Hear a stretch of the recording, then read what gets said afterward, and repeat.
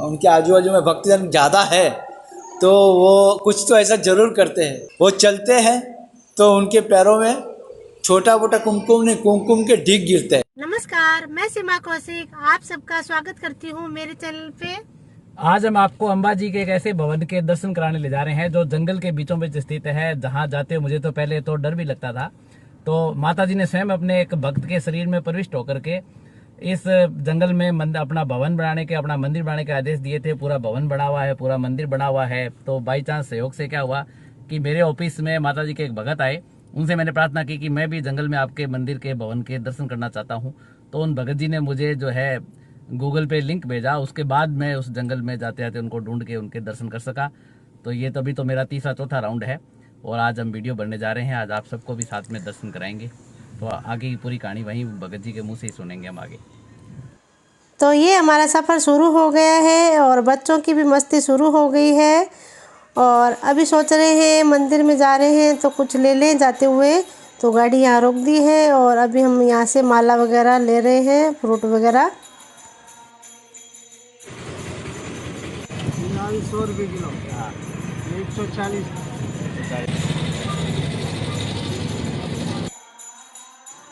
तो अभी हम आगे जाने से पहले गाड़ी में पेट्रोल डलवाने वाले हैं, तो पेट्रोल पंप पे जाएंगे।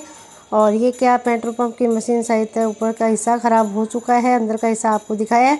और अभी हम आगे रवाना हो गए हैं। हाईवे से होते हुए ये पूरा रास्ता आगे है जो हम आगे आपको बताने वाले हैं।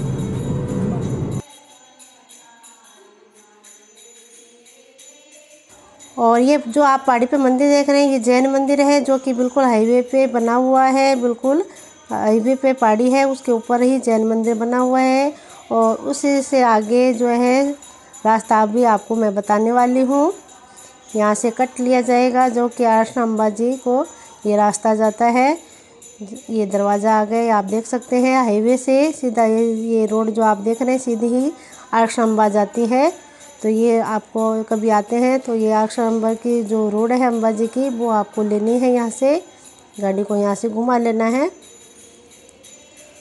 तो ये सीधा ही रोड है आप जो देख रहे हैं। आगे और पीछे का मैं शूट करके आपको पूरी कोशिश के साथ में दिखा रही हूँ ताकि आपको समझ में आ जाए। कभी आते हैं तो सीधा आपको ये रोड मिलेगी, कहीं से भी आपको कट नहीं लेना। जो आपको ये रोड देख रहे हैं ये सीधा रोड आश्रम अंबाजी जाता है, जो कि आपको पहले मैं वीडियो बना के दिखा चुकी हूँ। जो कि सीधा रास्ता यहीं पे मंदिर तक जाता है, तो उसका लिंक मैं आपको इस वीडियो के नीचे दे दूँगी।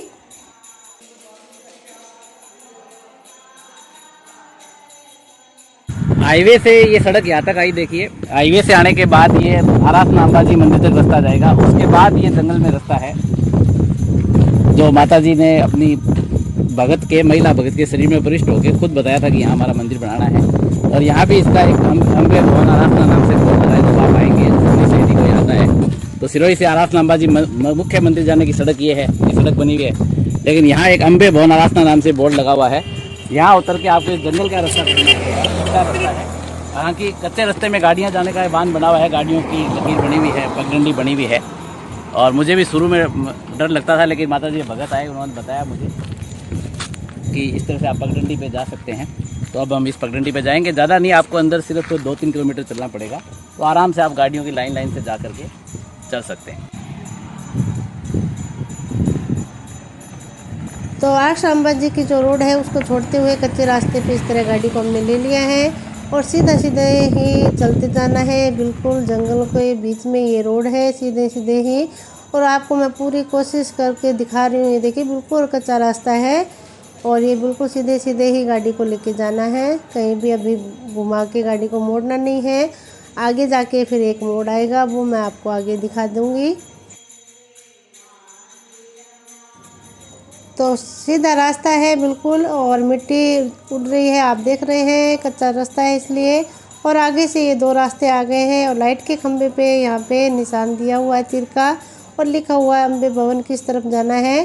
तो यहाँ से आपको 2 रास्ते में ध्यान रखना है कि जिस तरफ तीर है उसी तरफ आपको जाना है। तो अभी हम रवाना हो गए आगे की तरफ और ये हमें अम्बे भवन दिखाई देने लग गया है।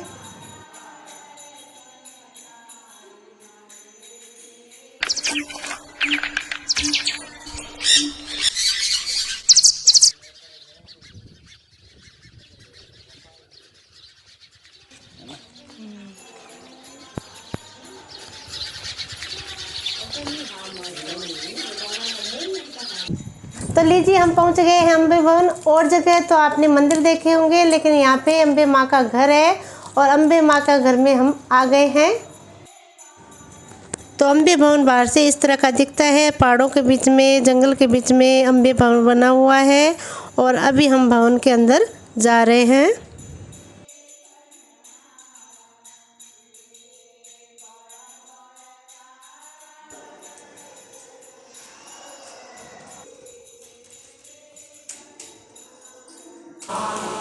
हमारे साथ प्रकाश जी पुरोहित है, आप माता जी के भगत हैं और बॉम्बे से आपने जो अपनी इलेक्ट्रॉनिक्स इंजीनियरिंग की दुकान थी इनकी, टीवी वगैरह रिपेयरिंग की, उसको सब छोड़ छाड़ के यहाँ पे ये कैसे आए, इनके मुंह से ही सुनते हैं। प्रकाश जी आप बताओ कैसे आप लोग यहाँ जंगल में आए और कैसे ये बनाया? बात में लेकर सबको जय अम्बे। हमारा एक ग्रुप है जो बम्बई में बसा हुआ है, विरार से लेके अंधेरी के बीच में। हमारे में एक को भावना बहन जिनका नाम है, उनको बचपन से 5 साल की उम्र से आरासुरी अम्बे माँ, जिन्हें हम कहते हैं अम्बे माँ, वो आते हैं शरीर में। तो बचपन में आने के बाद 5 साल के बाद, यानी कि 5 साल के थे तभी वो आए थे शरीर में। उसके बाद 10 साल के बाद वो आए थे। तो जब भी आते थे, जब भी अपने मुँह से कुछ बात करते थे तो हमें एक ही बात बताते कि मैं एक उद्देश्य से इस बच्ची का शरीर का उपयोग करती हूँ और ये बच्ची में मैं आती हूँ।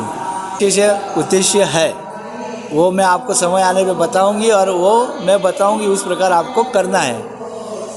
यूँ समय बीतता गया। 5-7 साल वो नवरात्रि के समय में वो आते थे शरीर में। हम सब मिलके बहुत ही राजी खुशी से गरबा खेलते हुए, अच्छे काम करते हुए, भक्ति भाव करते हुए, पूजा करते हुए नवरात्रि यूँ बिताते रहते थे। और बीच में वो हमें याद दिला देते थे सत्संग के द्वारा कि मैं भाई, मेरा काम आपको करना है और मैं समय आपके जब समय आएगा तभी मैं आपको बताऊंगी। तो हम उन्हें यही कहते थे कि हाँ, आप हमें आदेश करना, आप जो बोलेंगे हम वो करेंगे। तो आज से करीब 12 साल पहले नवरात्रि के दिनों में ही दोपहर के समय में वो आए हुए थे, शरीर में प्रवेश था उनका सत्संग चल रहा था। तो उन्होंने हमें कहा कि मेला बम्बई का समय पूरा हो चुका है, आज दोपहर में हमें यहाँ से कहीं पे जाना है। तो हमें ताज्जुब लगा और हमें पता था कि उनका जिस दिन यह आदेश आएगा तभी उस दिन हमें वो जो बोलेंगे वो हमें करना है। तो बस उनके वो बात सुनी और हम सब तैयार हो गए। हम करीब उस समय वहाँ पे करीब 50 से 60 जन थे। उसमें से हम लोग 20 से 22 जन तुरंत खड़े हो गए, बोले हाँ आप बोलो, आप वहाँ हम चलते हैं। तो हमें बताया गया कि हमें आज दोपहर की गाड़ी पकड़ के एक कोई नया क्षेत्र जिसे अभी हम जानते हैं आरासना, वहाँ चलना है। तो हमने गाड़ी पकड़ ली और गाड़ी की सफ़र करते हुए हम यह काफ़ी पौराणिक जो क्षेत्र है आरासना, वहाँ हम आए। तो वहाँ पे हमने नवरात्रि 9 दिन बिताई। 9 दिन नवरात्रि भक्ति के साथ की। उनका साथ था हमारे साथ, वो हमारे साथ शस्त्रों के साथ वो खेलते थे। हमें काफ़ी आनंद दिया। हमारे साथ साथ गाँवों को भी सत्संग की अपनी बात रखी, अपना परिचय दिया, अपना पर्चा दिया। तो वो यूँ ही 9 दिन बीते।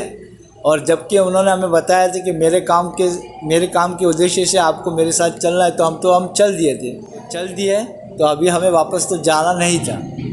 तो बस नवरात्रि पूर्ण होने के बाद हम वीरवाड़ा भाड़े से रहने के लिए चले गए।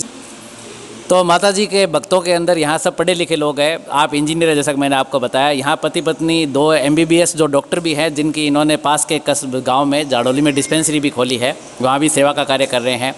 और वर्मी कंपोस्ट खाद भी यहाँ पे बनाते हैं। माता जी खुद भी जो गुजराती ड्रेसें भी डिज़ाइन करती है, जो हमारे चैनल पे अलग से वीडियो उनका गुजराती ड्रेसों का डाला है। कोई आसपास का यदि देखता है तो वहाँ उनसे जाके गुजराती ड्रेसें परचेज भी कर सकता है। और प्रकाश जी से हम आगे पूछते हैं कि ये इतने भावना में कैसे आ रहे हैं, कि कैसे ये भगवान के साथ कैसे रह रहे हैं। प्रकाश जी तो कह रहे हैं हम तो भगवान के साथ रह रहे हैं, तो कैसे इतनी आस्था है, कैसे इतने पढ़े लिखे परिवार वगैरह यहाँ पे आए हैं। ये प्रकाश जी से आगे पूछते हैं, आपको पता चले क्या चमत्कार है यहाँ के, क्या क्या चमत्कार इन्होंने देखे। तो प्रकाश जी आप बताएं। मित्रों, दोस्तों, मैं आपके साथ में जो बात साझा कर रहा हूँ, मैं अपने कुछ अनुभव साझा कर रहा हूँ। और साथ में जो मैं मेरी बात रख रहा हूँ कि मैं यहाँ पे जंगल में भगवान के साथ जीता हूँ। तो भगवान के साथ मैं कैसे जीता हूँ, हाँ, ये श्रद्धा का विषय है। मगर श्रद्धा के साथ वो एक मैं आपको दृष्टांत दूंगा जिससे आप भी पता कर सकते हैं कि हाँ, मेरी बात अगर मैं कह रहा हूँ कि मैं भगवान के साथ जीता हूँ तो कैसे जीता हो, इसके लिए हम आप अलग अलग छोटे छोटे वीडियो बनाएंगे जिसमें हम एक एक बात रखेंगे। जैसे कि अभी अपनी बात चल रही थी तो एक प्रसंग मैं आपको रखता हूँ। जैसे कि हम मुंबई से यहाँ आ गए दोपहर के समय में, हमारे पास किसी के पास गाड़ी का कोई रिजर्वेशन नहीं था। हमको एक आदेश मिला कि आज हमें चलना है, तो हमने दोपहर में गाड़ी पकड़ ली। तो उस समय में आपको जैसे कि पता है कि त्योहारों के दिनों में गाड़ी में सीट मिलना या चढ़ने को जगह मिलना वो शक्य नहीं होता है। मगर आप विश्वास कीजिए, हम 20 से 22 जन थे। हम जनरल कोच में चढ़े। जनरल कोच जो 2 भाग में बटा हुआ रहता है, तो हाँ, उसमें से हम जो आधे भाग में जो एक जगह पे बैठे हुए थे 20 से 22 जन यानी, और हमारे जो आधा डिब्बा था वहाँ पे लोगों का कोलाहल चल रहा था, सीट के लिए मारामारी चल रही थी। मगर उसी समय में हम जैसे रिजर्वेशन में बैठे हो ऐसे उस डब्बे में बैठे हुए थे और हमारी यात्रा काफ़ी आरामदायक रही थी।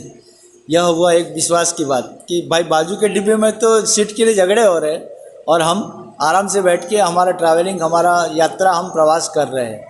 बस उस यात्रा में आगे आए, यहाँ पे आए गाँव में जहाँ पे हमें कोई पहचानता नहीं था और हमारा कोई रहने के लिए आवास नहीं था। फिर भी वो देवी माँ हाँ उसी समय शरीर में थे।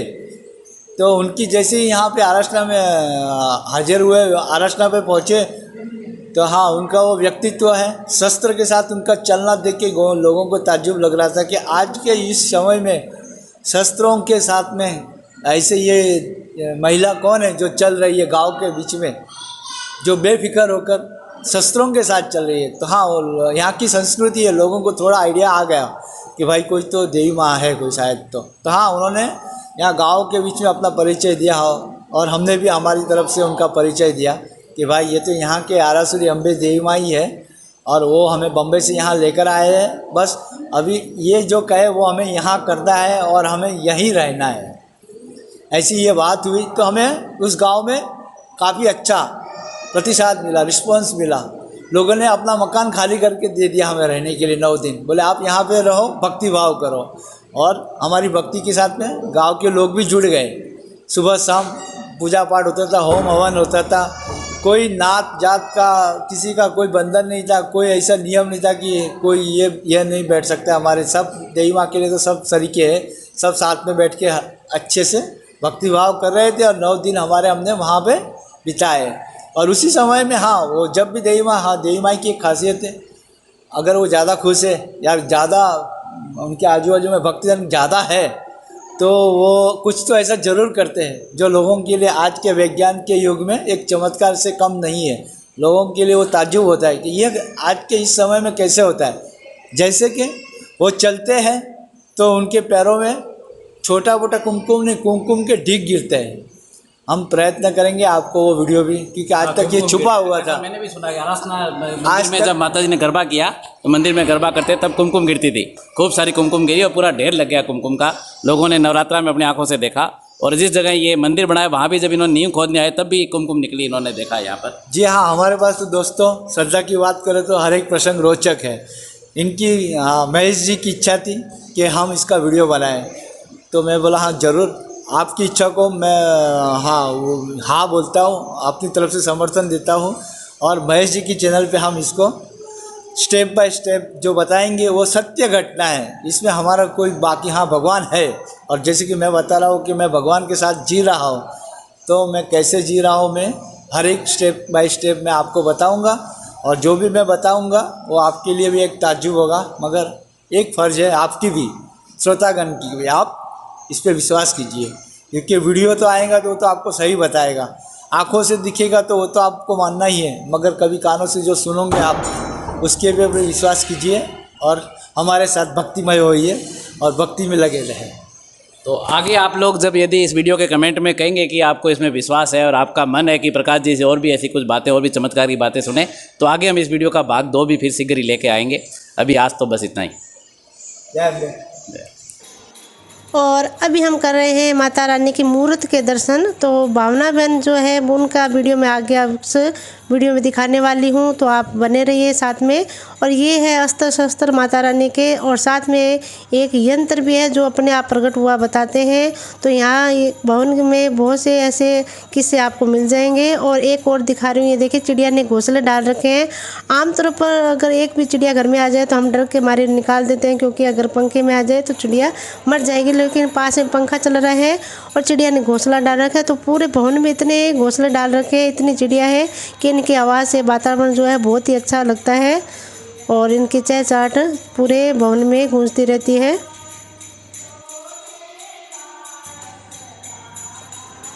और ये इस तरह का पूरा भवन बना हुआ है।